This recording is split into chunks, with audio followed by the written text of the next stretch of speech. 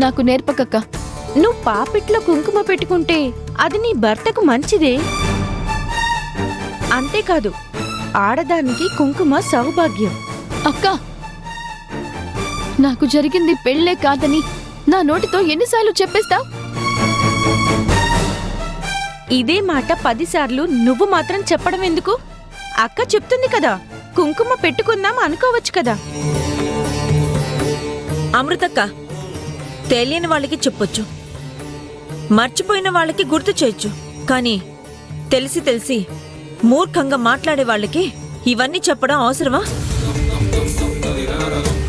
అలా చెప్పడం వల్ల నీకే అవమానం.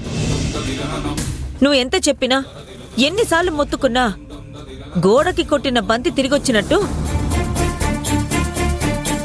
ఈవిడిగారు చెప్పిందే చెప్తుంది తప్ప నీ మాట అస్సలు వినదు.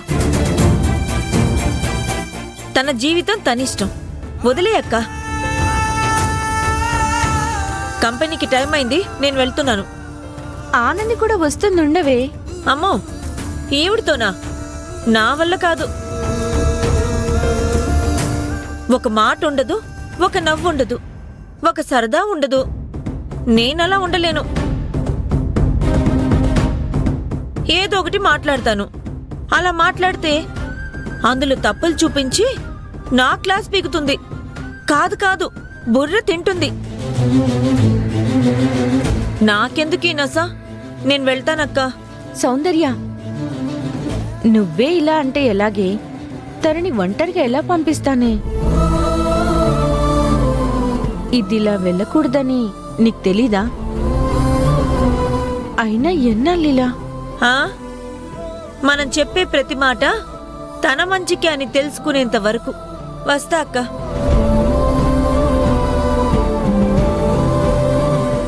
ఆనంది, నీ అర్థం పర్థం లేని కోపంతో ఒక్కొక్కరిని దూరం చేసుకుంటున్నావే. నీ మంచి కోసం నువ్వు బాగుపడాలని కదా చెప్తున్నారు. అక్క, నేను బాగుండాలని కోరుకునే వాళ్లే అయితే, నన్ను అర్థం చేసుకునే మనసే వాళ్ళకి ఉంటే, అశ్విన్ నాకు అలా తాళి కట్టడం తప్పు అని అనేవాళ్ళు. ఒక్కరైనా మాట అంటున్నారా? వాళ్ళు వాళ్ళ మాటలు మారినప్పుడు నన్ను నేను ఎందుకు మార్చుకోవాలి? మళ్ళీ అదే మాట అంటున్నావు. సరే, టైం అయింది, బయలుదేరు. అక్క, నాకొక సహాయం చేస్తావా? చెప్పు. నా బట్టలు అదిగో ఆ బకెట్లో ఉన్నాయి. అవి కాస్త నానబెడతావా? సాయంత్రం వచ్చి నేనే ఉతుక్కుంటానక్క. చంప పగులుతుంది. ఏ, నీ బట్టలు ఉతకడానికి నాకొక పనా? నేను ఉతుకుతాను, ముందు నువ్వు వెళ్ళు. అది కాదక్క. నోరు మూసుకుని వెళ్ళవే. ఆనంది, నిన్ను చూసి బాధపడాలో జాలిపడాలో అర్థం కావట్లేదే. నిన్నిలా చూడలేకపోతున్నాను. అశ్విన్ నీ మంచి కోరుకునేవాడే. టైం అయిందక్క, వెళ్ళొస్తా.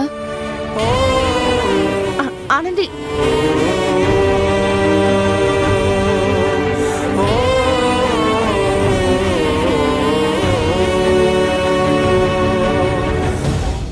కృష్ణయ్య, నేను నీ లీలలు ఎన్నెన్నో విన్నాను. చిన్నప్పటి నుంచి చదివాను. ఏదో ఒక లీల చేసి ఆనంది మనసు మార్చవయ్యా.